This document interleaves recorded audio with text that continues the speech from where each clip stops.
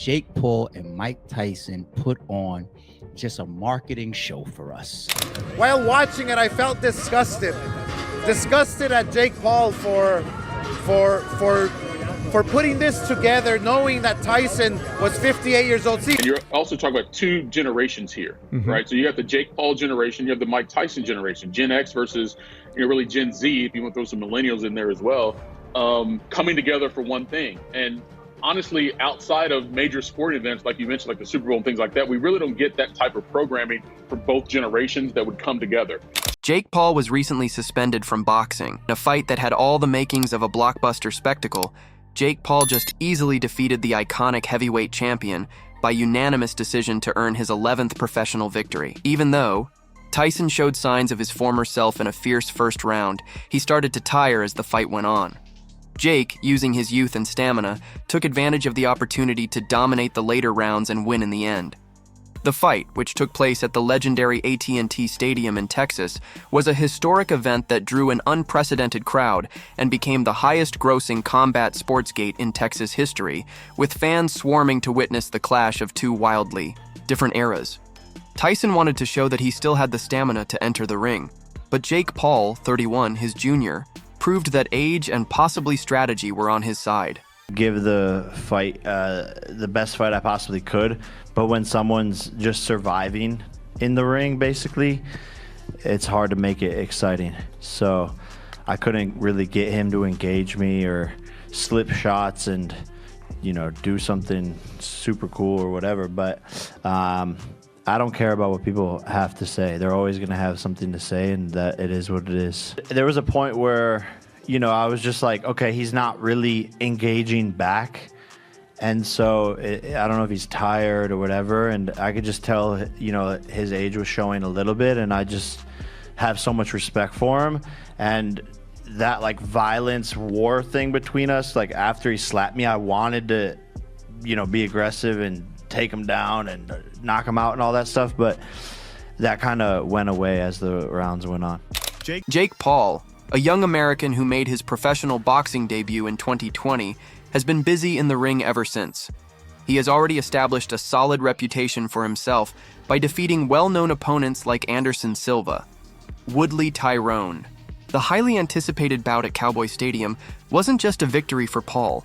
It was also a moment that electrified the stadium. The fight itself took place in front of almost 70,000 spectators, with millions more tuning in via Netflix. Nate Diaz and Ben ask that his only defeat came at the hands of Tommy Fury last year, a moment that fueled his desire for more. Netflix won, Jake Paul won, Mike Tyson won by not getting embarrassed and not getting knocked down. Seems like it was all an elaborate plan, if you ask me, because he had a man in front of him that wasn't even boxing anymore. So they got us. They got us.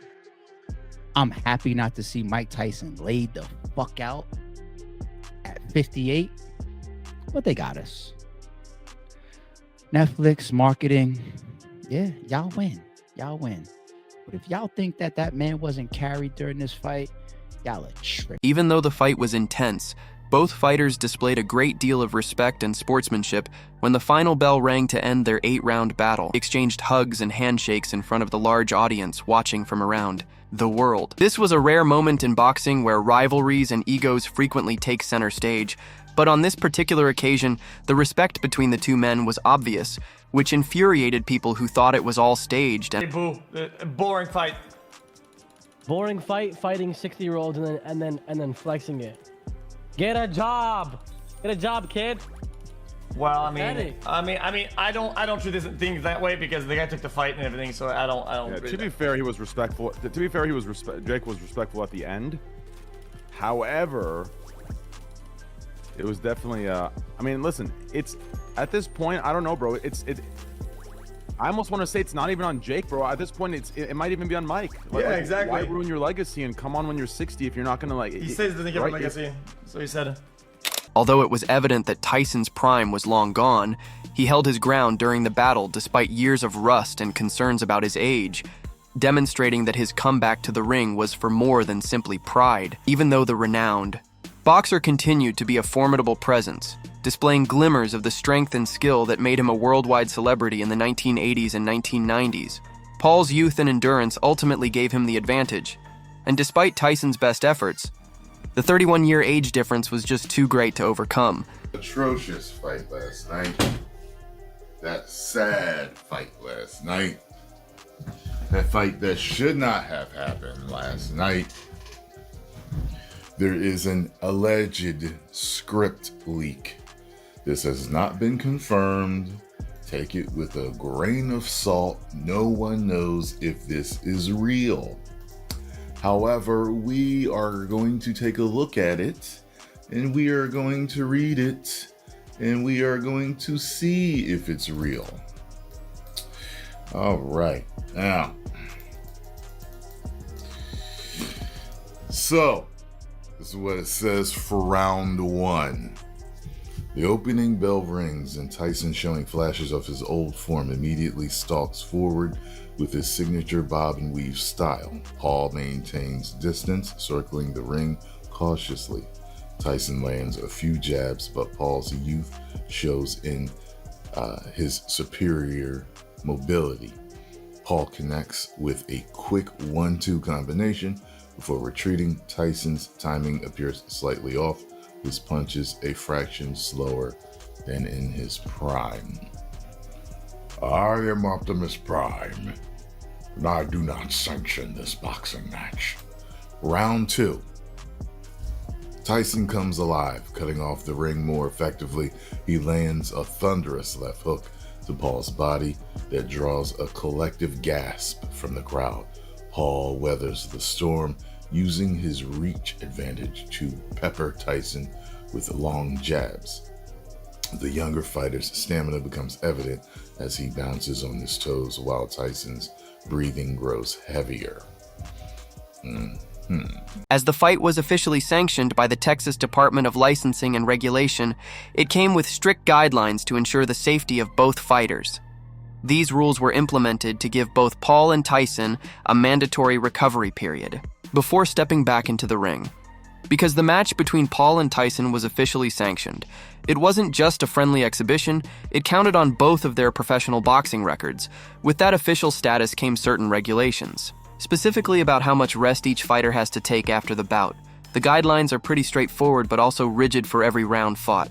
Both fighters must rest for 3 days. Since the Paul Tyson fight won a full 8 rounds, it means both fighters are required to sit out for a minimum of 24 days to let their bodies heal up and recover before they can even think about stepping back into the ring now. You think about Mike Tyson, it's easy to imagine him as the indestructible force of nature. He was in his prime, but this fight was actually a huge comeback for Tyson, especially considering the health scare he had just a few months prior back in May. Tyson had a pretty terrifying medical emergency while flying from Los Angeles to Miami. During the flight, he passed out, and upon regaining consciousness found himself vomiting blood after being rushed to the hospital. Many people questioned whether Tyson's return to the ring for the Paul bout was justified after. He was hospitalized for 11 days and required an astounding 8 blood transfusions to restore. You're also talking about 2 generations here, right? So you have the Jake Paul generation, you have the Mike Tyson generation, Gen X versus really Gen Z, if you want to throw some millennials in there as well, coming together for one thing. And honestly, outside of major sporting events, like you mentioned, like the Super Bowl and things like that, we really don't get that type of programming for both generations that would come together. Unfortunately, it was this particular fight, at least for the older generation, who didn't want to see Mike Tyson out there at 58 years old to begin with. But at the same time, as we said last week, I was going to watch it because it is Mike Tyson. And I'll say this, there were only a few good outcomes I thought that could come of this thing. And Tyson not getting knocked out was one of them, right? And so that happened. And so I guess overall it was a success, obviously, for those gentlemen, the money they're going to make and what have you. But nonetheless, it's just further proof, man. We like celebrities. We love them. For Jake Paul,